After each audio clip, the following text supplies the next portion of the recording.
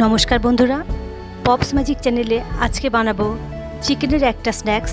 সেটা হলো chicken butterfly বা বাটারফ্লাই চিকেন। ছোট বড় সকলের খুব প্রিয় এটা তৈরি করা যতটা সোজা ঠিক ততটাই মজাদার, আর বানাতেও বেশি সময় লাগে না। অতিথি আপ্যায়নের জন্য একটা ইউনিক রেসিপি বলাই যেতে পারে। এটা বানানোর পর দেখতে অনেকটা প্রজাপতির মতো লাগে, হয়তো এর জন্য এটার নাম চিকেন বাটারফ্লাই। আপনারা বাড়িতে অবশ্যই ট্রাই করবেন এবং আমাকে কমেন্ট বক্সে লিখে জানাতে কিন্তু ভুলবেন না। রেসিপি ভালো লাগলে লাইক, শেয়ার এবং কমেন্ট করার অনুরোধ রইল। এখানে আমি 200 গ্রাম বোনলেস চিকেন নিয়েছি। চিকেনগুলোকে এরকম 1 ইঞ্চি সাইজ করে কেটে নিয়েছি।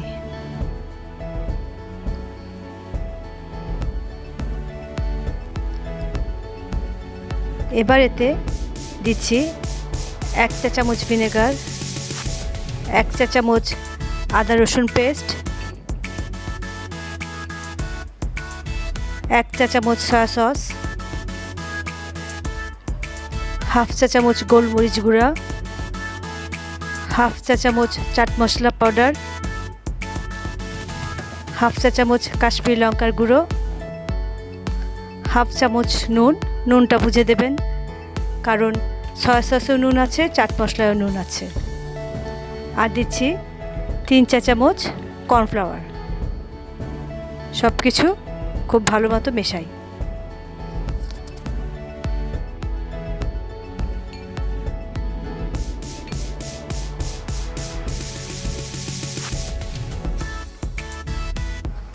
সব কিছু মেশানো হয়ে গেছে। এবার আধা ঘন্টার জন্য ঢাকা দিয়ে রাখছি। চাইলে আপনারা এটা ফ্রিজেও রাখতে পারেন। আর লাগবে আমার দুটো আলু দুটো একটু বড় সাইজ হলে ভালো হয়। আলুর খোসা ছেড়ে নিয়েছি। এবার আলুগুলোকে পাতলা পাতলা করে কাটতে হবে। আলুর একদম ওপরের উঁচু অংশটা আমি কেটে ফেলে দিচ্ছি।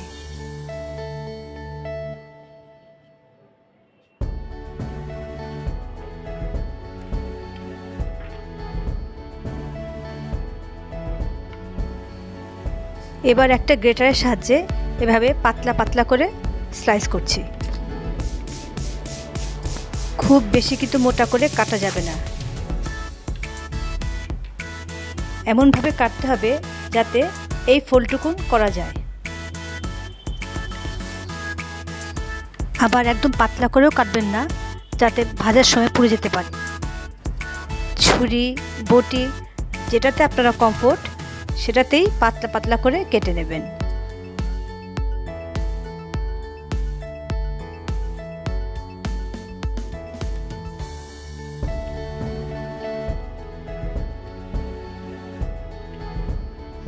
শুধু খেয়াল করতে হবে এরকম যেন ফোল্ড করা যায়।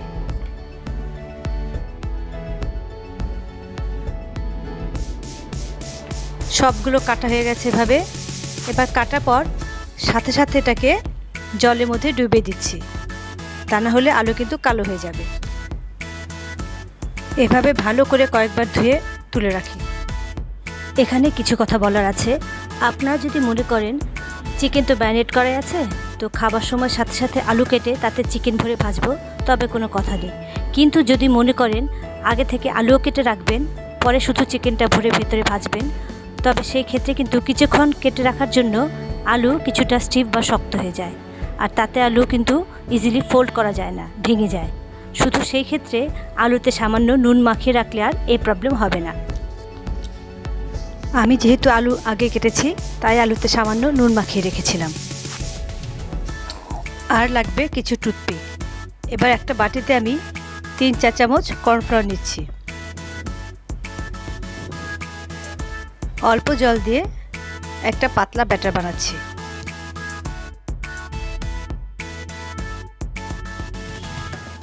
এখন এই আলু থেকে এক স্লাইস আলু নিয়ে এই ব্যাটারে কোট করছি।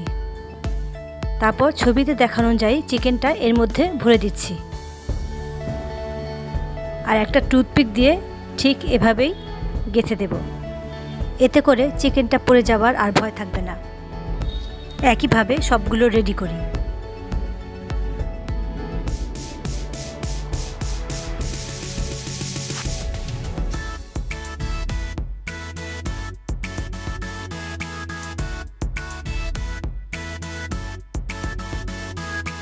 আমার সবগুলো গাঁথা হয়ে গেছে।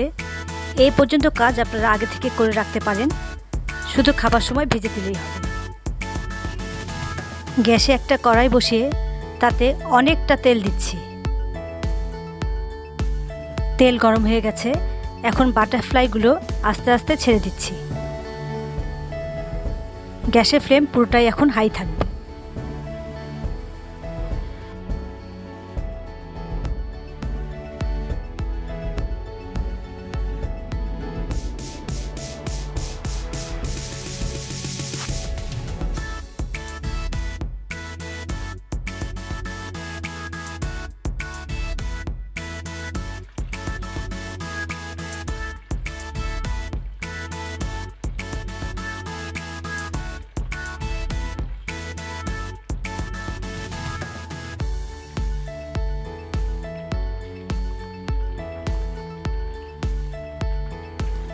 এভাবে উল্টে পাল্টে চারদিক ভাজি।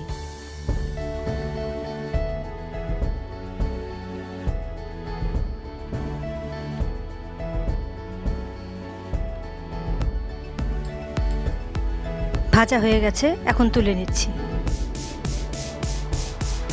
একইভাবে বাকিগুলো ভেজে তুলি।